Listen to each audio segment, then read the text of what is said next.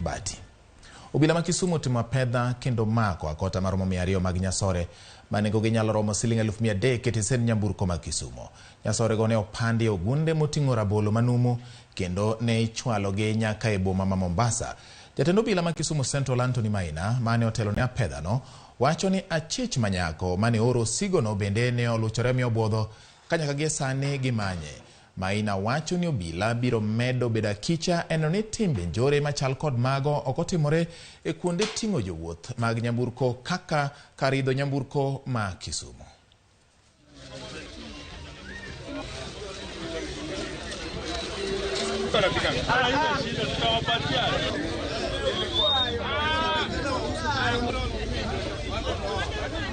Early this morning, acting on a tip-off from a member of public, we were informed that a parcel originating from Kisumu and with its final destination being Mombasa was brought to the bus stage with the view of sending it to Mombasa.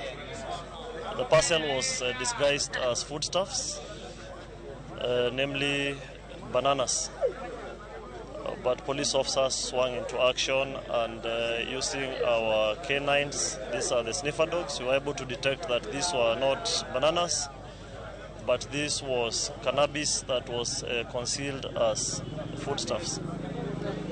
We have not managed to effect an arrest, but we are very hot in pursuit of the suspect. Waneno ka tijgi neno e lela kaluwore gi kawuono gik magimako changa gi rolls dabal mag Nyasore.